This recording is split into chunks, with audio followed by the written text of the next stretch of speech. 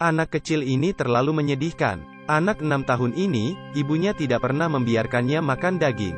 Dia hanya boleh makan sayuran hijau setiap hari. Dia bahkan tidak berani memakannya ketika teman kelas menawarkan daging padanya. Dan berkata ibunya tidak mengizinkannya. Hari ini adalah hari ulang tahun ke-7-nya. Nenek membuat semangkuk daging untuknya. Sam berpikir dia bisa menikmati hari ini. Tapi ibunya tetap tidak mengizinkannya. Hanya memberinya makan roti yang tidak bergizi. Bahkan lebih keterlaluannya. Ketika malam tiba, ibu akan mendorong lemari. Ada gerbang besi tebal di belakang lemarinya. Sebuah ruang rahasia. Anak laki-laki itu berjalan dengan terampil. Kemudian duduk di tempat tidur dan buka pakaiannya. Disinilah dia tidur setiap hari. Ada 2 rantai besi besar di kedua sisi tempat tidur. Setiap kali tidur, ibu akan mengunci tangannya, lalu menutupinya dengan selimut. Setelah menyelesaikan semuanya, sang ibu akan pergi tanpa ragu-ragu. Selama bertahun-tahun, kehidupan anak laki-laki seperti ini setiap hari. Sebenarnya, ibunya Susan juga tidak menginginkan ini. Dia terpaksa. 6 tahun yang lalu, ibunya menjadi seorang pengasuh di sebuah keluarga. Seorang wanita akan segera melahirkan. Tapi setiap hari dia hanya mabuk-mabukkan. Dia bahkan diam-diam mengkonsumsi obat, mengabaikan pengaruh obat pada janin di dalam rahimnya. Ini juga menyebabkan kelainan pada janin. Suatu hari perutnya mendadak sakit. Susan panik dan menghubungi dokter. Tetapi ketika dia kembali, wanita hamil itu tidak bernafas lagi. Hanya tersisa 1 bayi di tanah. Susan melihat bayi itu ditutupi rambut. Terlihat seperti monster. Susan takut dan menodongkan pisau. Tapi dia ragu. Akhirnya, Susan tidak bisa meninggalkannya. Dia memutuskan untuk meninggalkan anak itu di rerumputan di tepi sungai. Membiarkan dia berjuang sendiri. Tapi dia berbalik dan kembali. Tangisan anak itu membuat hatinya hancur seperti pisau. Ini adalah sebuah kehidupan. Tidak peduli apakah manusia atau monster. Dia memutuskan untuk mengambilnya kembali dan membesarkannya terlebih dahulu. Dalam sekejap mata, 6 tahun telah berlalu. Di bawah perawatan hati-hati wanita itu, Sam tumbuh dewasa. Dia terlihat mandiri. Dia yang sekarang berbeda dengan dia yang ketika baru lahir. Tapi masalah terbesar adalah IQ-nya. Dia tidak bisa mengikuti pelajaran. Tapi anehnya, Susan tidak pernah membiarkannya makan daging. Bahkan tempat tidurnya pun berbeda dari yang lain. Dan setiap malam, akan ada suara keras di dalam kamar itu. Sepertinya Susan sudah terbiasa dengan suara seperti ini. Dia menyalakan stereo seperti biasa, menaikkan volume hingga maksimal. Kemudian melihat foto di tangannya.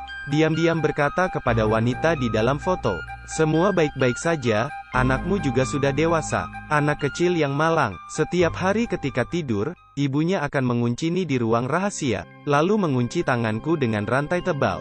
Dia telah dikunci seperti ini selama 7 tahun. Hari berikutnya, seluruh tubuhnya telah ditutupi rambut.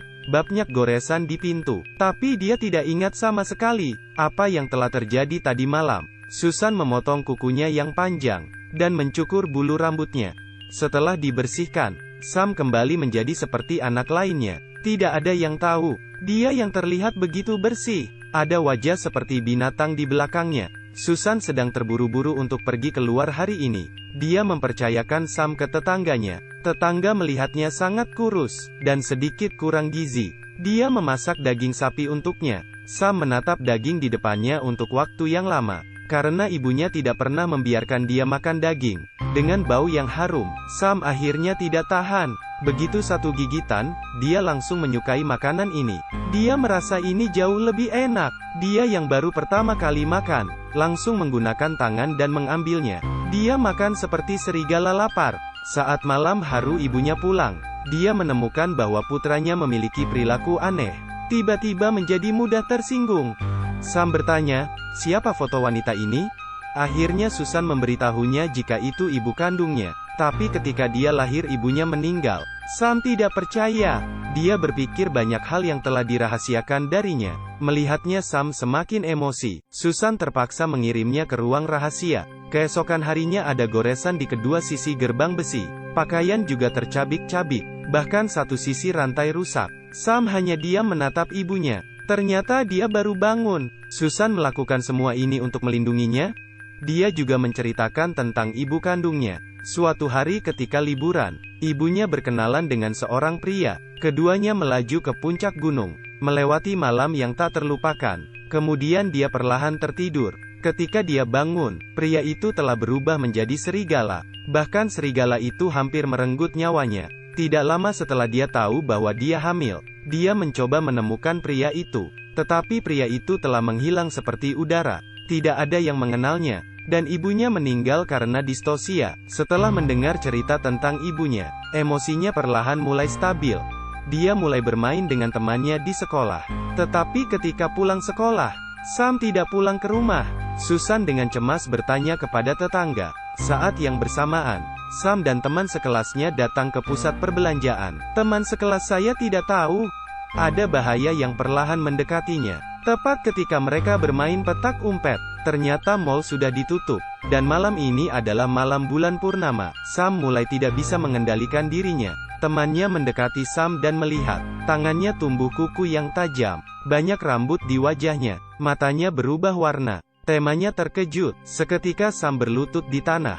Dan dia benar-benar berubah menjadi manusia serigala. Teman Sam terus mendengar Sam mengaum. Kemudian dengan satu lompatan langsung menerkam temannya. Sambil berteriak Sam mengaum. Teman sekelas Sam akhirnya menjadi santapannya. Di saat yang bersamaan, Susan karena kehilangan Sam, diam-diam terus berdoa di rumah. Tiba-tiba ada suara dari atas. Sampai dia tiba, dia melihat Sam tertidur di kasur, dan bekas darah di sudut mulutnya. Dengan hanya melihatnya, Susan tahu, sesuatu pasti telah terjadi. Saat itu juga, tetangganya tiba-tiba muncul. Dia tampak sedikit terkejut melihat penampilan Sam. Dia kemudian berbalik dan menghubungi polisi. Tepat ketika dia sedang menelepon, Susan datang di belakangnya, dengan jarum di tangannya, kemudian menusuknya. Keesokan harinya, Susan sedang berberes dan bersiap membawa Sam pergi. Sam masih bingung, karena dia sama sekali tidak tahu apa yang terjadi semalam. Lebih parahnya lagi, dia ingin menghadiri acara sekolah hari ini. Ibu dan anak ini bertengkar. Sam kemudian menjebak Susan ke dalam kamar rahasia, dan mengunci pintu ketika dia tidak memperhatikan.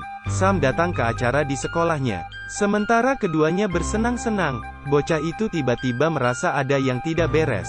Rambut hitam mulai tumbuh di tangannya. Pakaian secara bertahap sobek. Selagi dia masih memiliki kesadaran, Sam meminta semua temannya pergi. Di sisi lain, teman Susan mendatangi rumahnya. Mengetahui Susan dikunci di kamar rahasia, wanita itu langsung menolongnya. Di saat yang bersamaan, Sam telah berubah.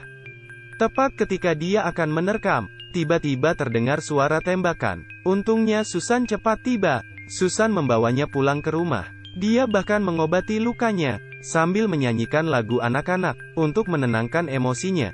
Dan bocah itu tampaknya perlahan-lahan mendapatkan kembali kemanusiaannya. Dia akhirnya tahu niat baik Susan. Tetapi semua sudah terlambat. Sekelompok orang membawa senjata dan mulai mendobrak. Berkata mereka ingin membunuh monster itu. Bantingan keras di pintu membuatnya marah lagi. Susan tidak tahu harus berbuat apa.